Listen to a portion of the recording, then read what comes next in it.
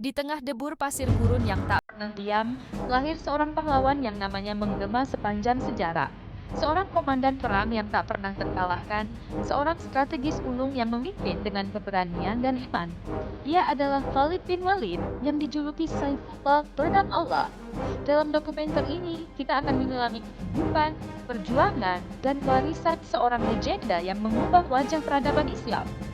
Bersiaplah untuk menyusuri kisah epik dari seorang pria yang menaklukkan kekaisaran dengan pedang di tangan dan Al-Quran di hati. Khalid bin Walid lahir sekitar tahun 592 Masehi di kota Mekah, di tengah masyarakat Quraisy yang terkenal akan kebanggaan dan tradisi mereka.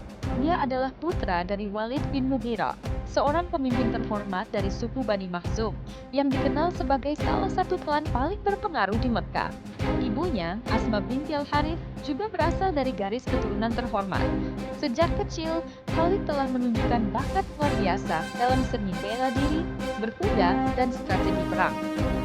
Tubuhnya yang kekar dan ketangkasannya dalam memanah, serta memegang pedang membuatnya menonjol di antara pemuda Quraisy lainnya. Namun, di balik kehebatannya sebagai prajurit, Khalid hidup di masa ketika masyarakat Mekah masih menyembah berhala. Ia dibesarkan dalam tradisi jahiliyah, di mana kesetiaan kepada suku dan kehormatan adalah nilai utama. Anime Spano jiwa Khalid seolah-olah dipersiapkan untuk sesuatu yang lebih besar, sebuah panggilan ilahi yang akan mengubah hidupnya selamanya. Ketika Rasulullah Shallallahu Alaihi Wasallam menerima wahyu pertama di Gua Hira, Khalid masih menjadi bagian dari kaum Quraisy yang menentang dakwah Islam. Ia bahkan turut serta dalam beberapa pertempuran melawan umat Islam, termasuk Perang Badar dan Uhud, di mana kejeniusan militernya mulai terlihat. Namun, takdir memiliki rencana lain untuknya. Tahun 629 Masehi menjadi titik balik dalam kehidupan Khalid bin Walid. Setelah Perang Khandaq, di mana ia gagal menembus pertahanan umat Islam, hati Khalid mulai bergolak. Ia mulai mempertanyakan keyakinan lamanya. Dalam sebuah peristiwa yang mengguncang jiwanya, Khalid bermimpi bertemu dengan Rasulullah Shallallahu Alaihi Wasallam. Dalam mimpinya, ia melihat dirinya berdiri di antara kegelapan dan cahaya, dan Rasulullah mengulurkan tangan untuk menuntunnya. Dengan hati yang penuh keraguan, namun juga penuh harapan, Khalid memutuskan untuk pergi ke Madinah.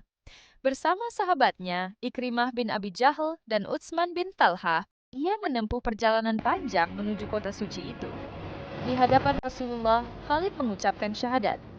Asyhadu an la ilaha illallah wa asyhadu anna Muhammadar Rasulullah.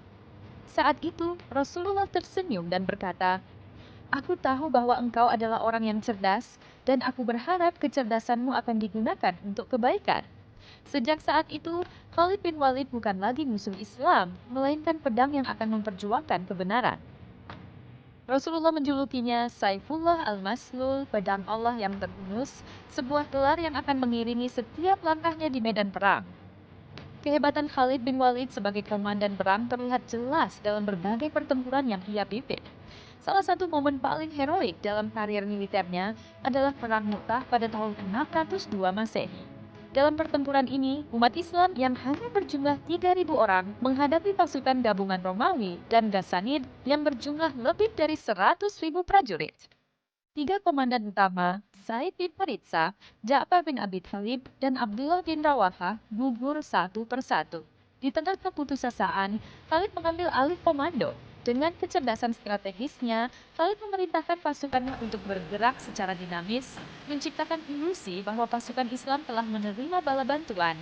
Dia memerintahkan sebagian pasukannya untuk menimbulkan debu besar di belakang barisan, seolah-olah pasukan baru tiba. Taktik ini membuat musuh panik dan mundur.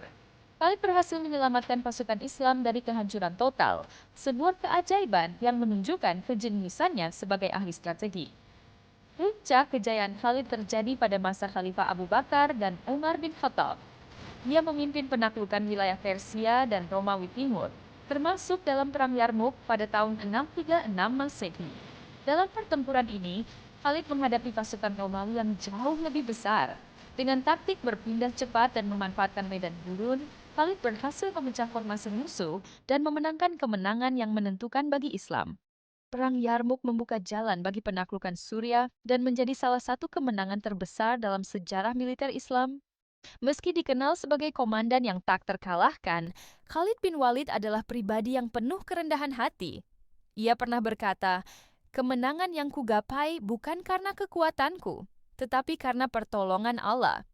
Khalid selalu menekankan bahwa keberhasilannya di medan perang adalah anugerah dari Allah dan ia tidak pernah membiarkan kesombongan menguasai hatinya.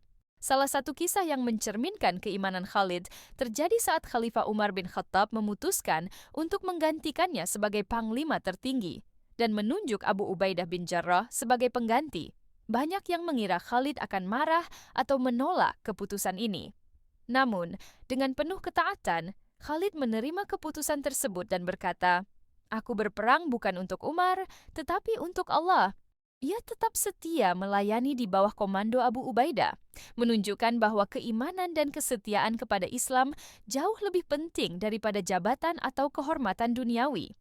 Pada tahun 642 Masehi, Khalid bin Walid menghembuskan nafas terakhirnya di kota Homs, Suriah. Di akhir hidupnya, ia berkata dengan penuh kerendahan hati, "Aku telah bertempur dalam 100 pertempuran, namun aku tidak mati di medan perang. Kini, aku mati di atas ranjang seperti unta yang mati di kandangnya." Meski demikian, Khalid tidak pernah menyesali hidupnya.